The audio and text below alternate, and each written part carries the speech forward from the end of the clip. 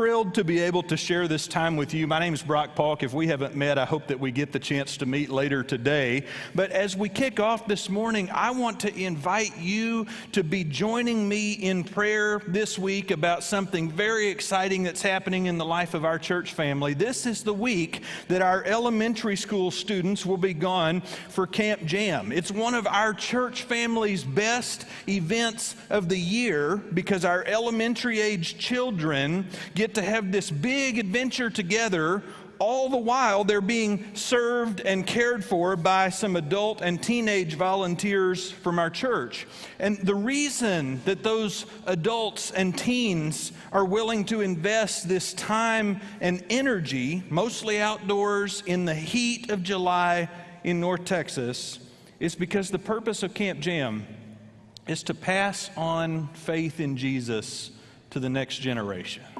And I'm so proud of that. It's why I'm asking you to be prayerful this week about its success. Some of you in the room here are attending this week and volunteering and serving, but those of you who aren't able to be there, I'm asking you to join us in prayer about this mission. Every year when I go to Camp Jam, I watch as teenagers give up one of the precious weeks of their summer, and they pour themselves out for the sake of these elementary school kids who think teenagers are like superheroes. And every year, I watch moms and dads and grandmas and grandpas and aunts and uncles take time off of work, and they go and they sleep on these worn-out camp bunk beds, and they sweat like they've never sweat before. And it all happens because they want some of the youngest members of our family to be connected to Jesus. I'm so proud to be part of a church that makes that a priority. I'm so grateful to be part of a church family that emphasizes passing on faith to the next generation. But actually, that's not anything new. It's not anything new at Heritage, and it's not anything new in the global church. Because actually, passing on faith to the next generation has been part of the church's mission in every time and in every place for the last 2,000 years. There are people here today, there are people sitting in the room today who are coming to faith right now, or who came to faith maybe as an adult or as a young adult in that phase of their life. But there are also a lot of people here in the room today who received the example and the gift of faith when we were children. It was handed down to us. It was passed down. It was demonstrated for us. It was given to us through an example of service. We had teachers of all different sorts, in formal settings and informal settings, in our families and outside of our families. We had teachers who introduced us to Jesus and planted the stories of Scripture deep in our hearts, and we've carried them with us for years.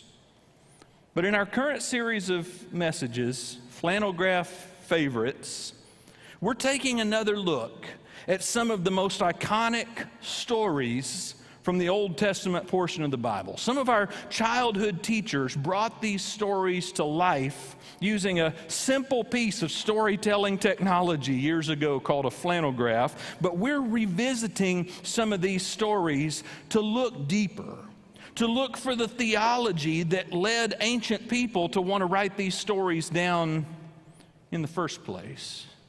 Because as we read through these stories, specifically the stories in Genesis that we've been working our way through, these are not just legends about historic people. These are not just narratives about generations gone by. These are stories about ancient people having an experience of the eternal God. And so for the last few weeks, we've been diving in together to some of the big stories in the book of Genesis, the first book of the Old Testament portion of your Bible. And when you open up the book of Genesis, you are opening up the saga, the beginning of God's interaction with one huge extended family.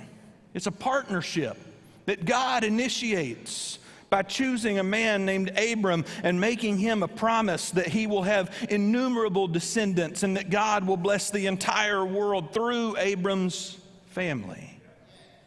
Genesis is a retelling of God's promise keeping to the first few generations of that family. And Genesis is anything but boring, anything but dull.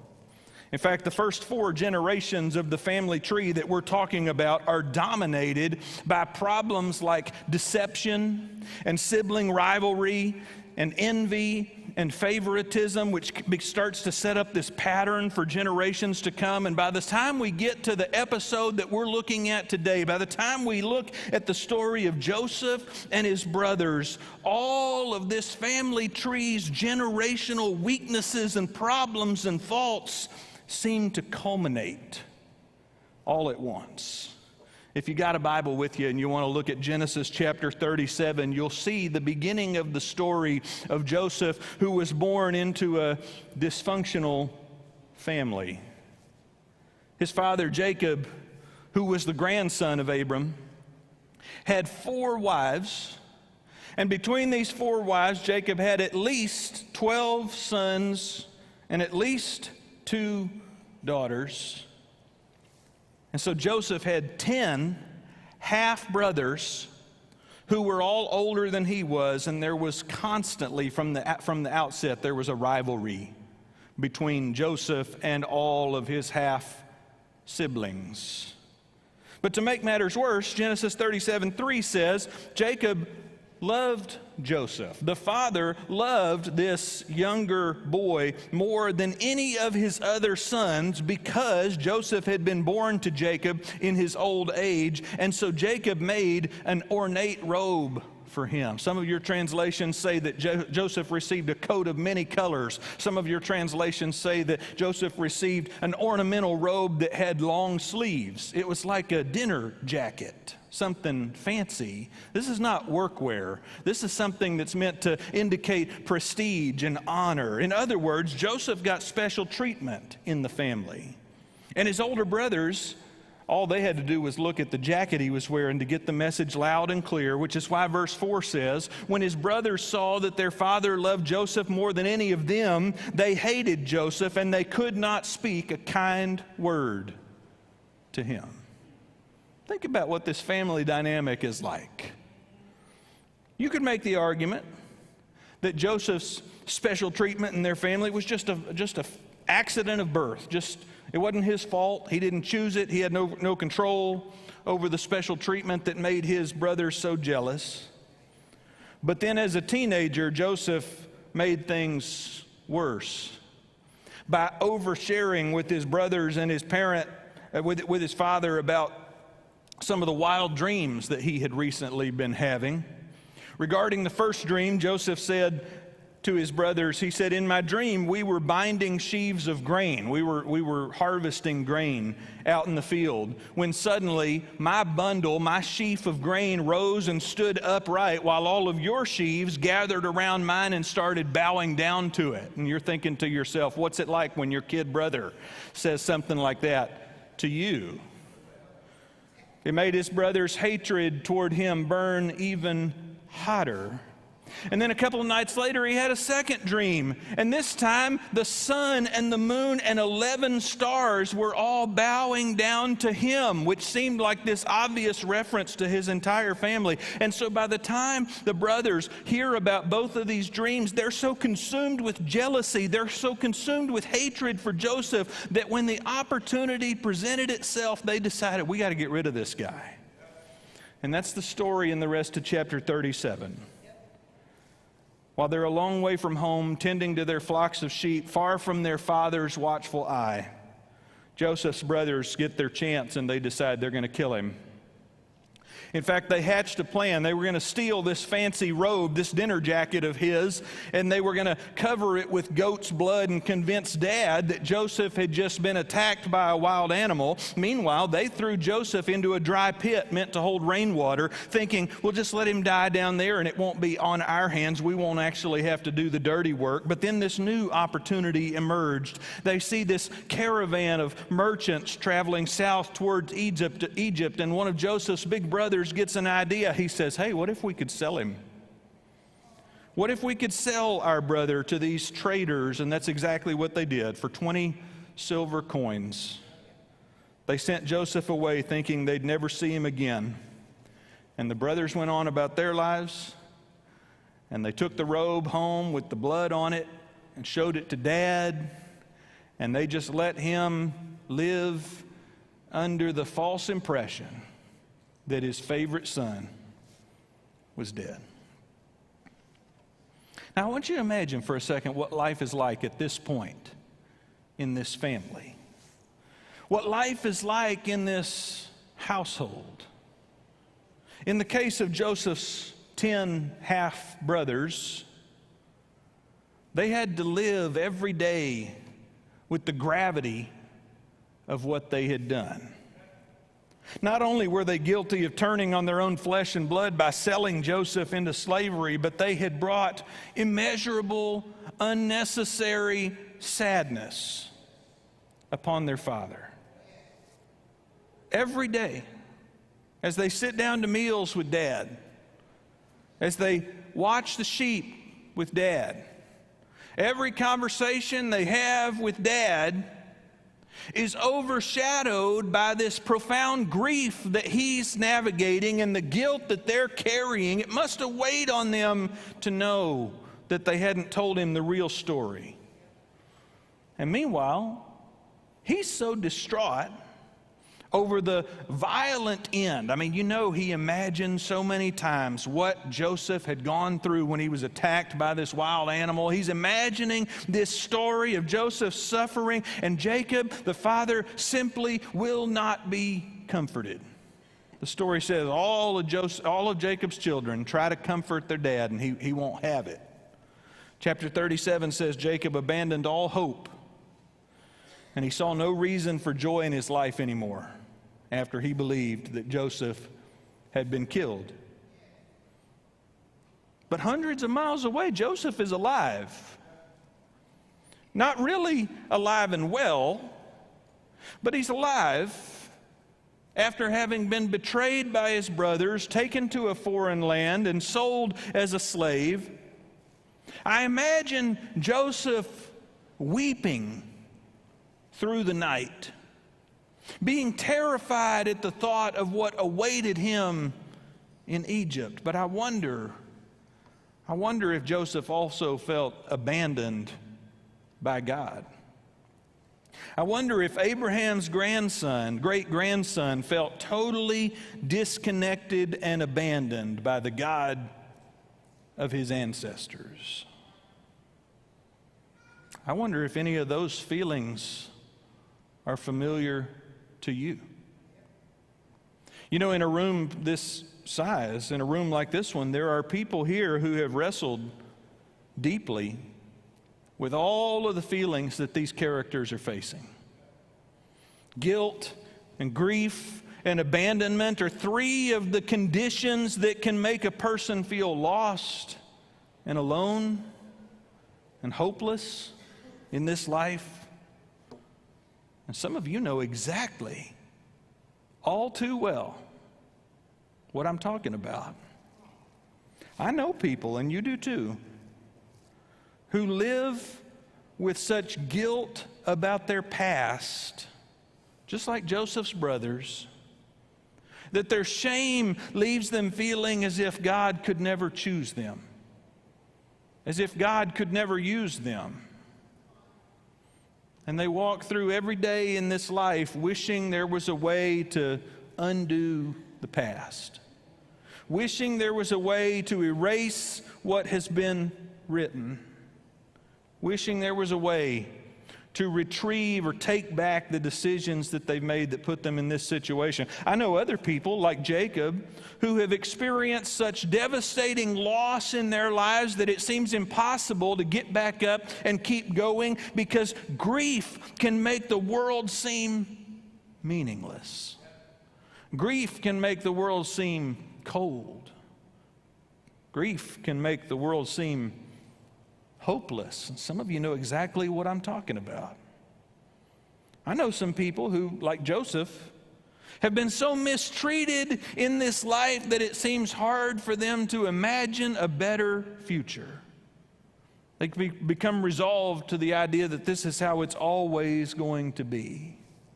We know what it's like to wrestle with feelings of grief or guilt and grief and abandonment.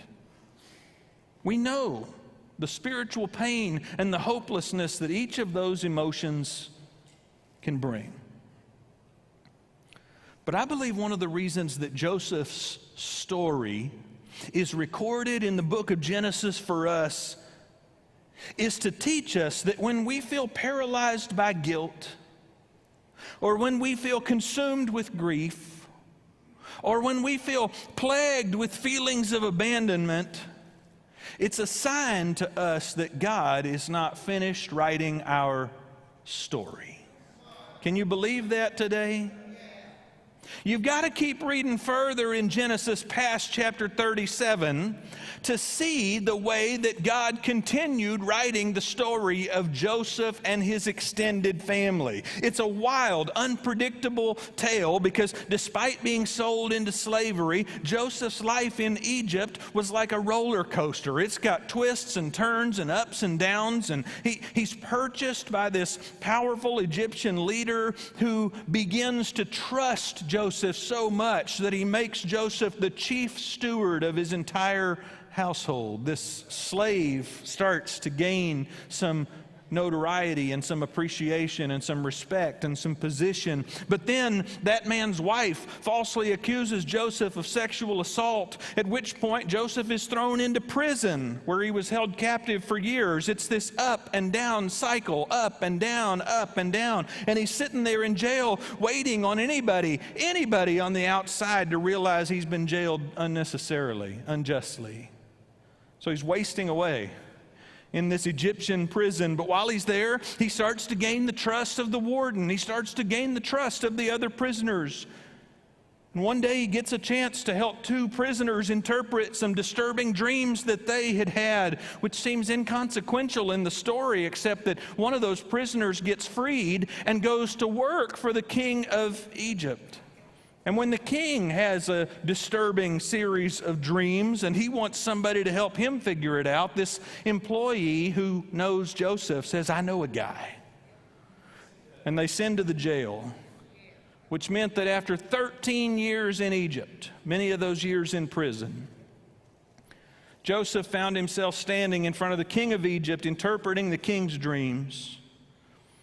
And the dream was about the future of Egypt and about the seasons of abundance and the seasons of famine that were going to be in its near future. Joseph explained this to the king about how the king should make preparations during the abundant years so that Egypt wouldn't be left without having enough supplies during the challenging famine years. And the king finds Joseph's interpretation to be so helpful that on the spot he appoints Joseph to be the famine czar, to be the one who will lead the planning and the distribution. And I'm telling you, this story seems too far-fetched to be true.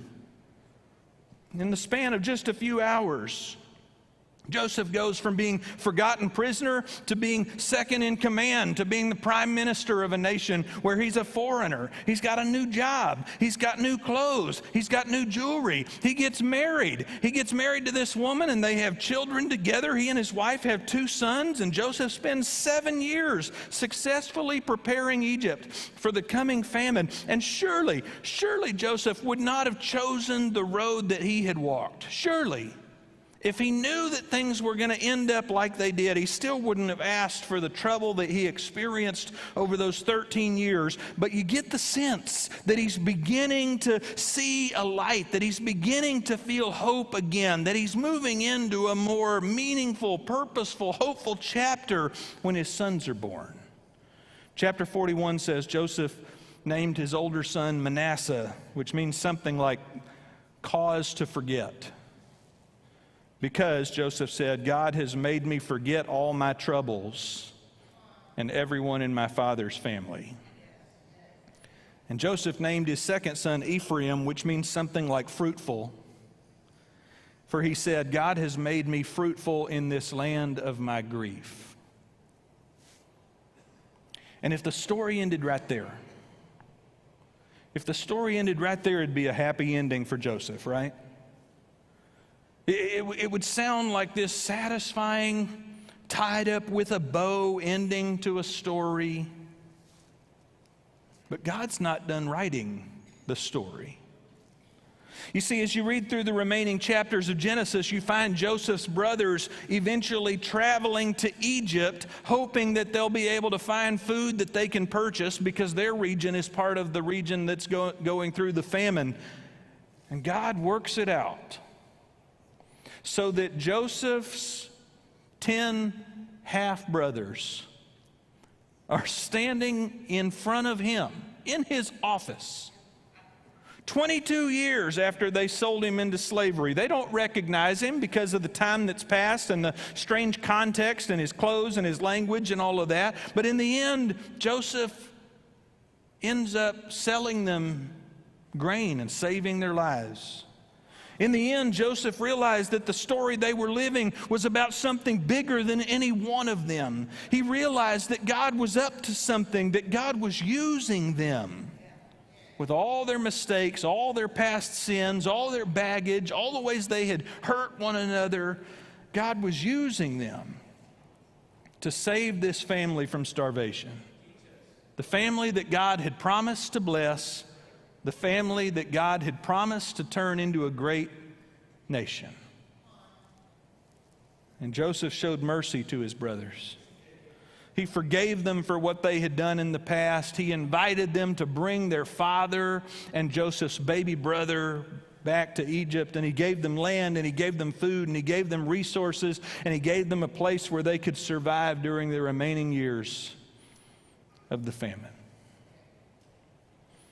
We've been studying all these stories in Genesis.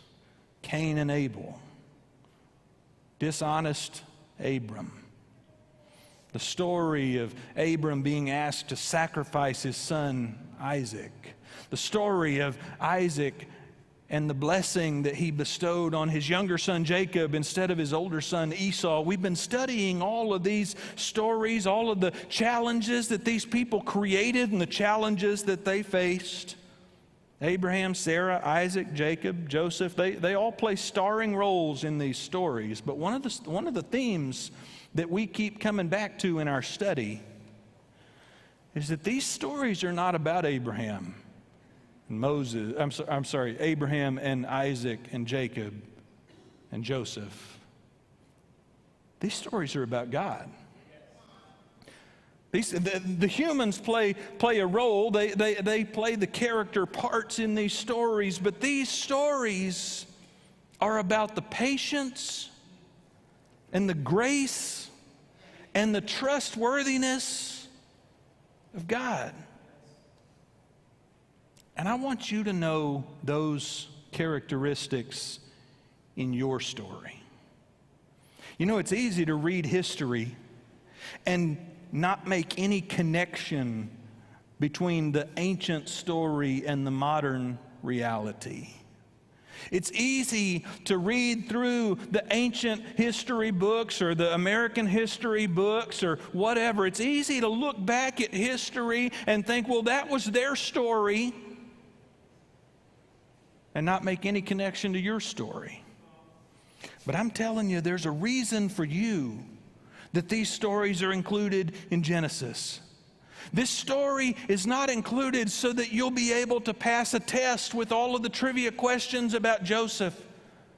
These stories are included so that you will know the character of God. And when you find yourself riddled with guilt, drowning in grief, or plagued by feelings of abandonment in your own life, let Joseph teach us. It means your story isn't done being written. One of my favorite worship songs that's out right now that's playing on the radio quite a bit is by a musician named Taryn Wells. And the song is called Joy in the Morning. The second verse puts it like this. It says, giving in to your feelings is like drowning in the shallows. Oh, you've got to keep believing even in the middle of the unknown. Now imagine Joseph singing this song, telling you this advice. You've got to keep believing even in the middle of the unknown, because grace will be there when you come to the end of your rope and you let go. It may feel like you're going down now, but the story is not over. And then the chorus says, there will be joy in the morning. There will be joy in the morning.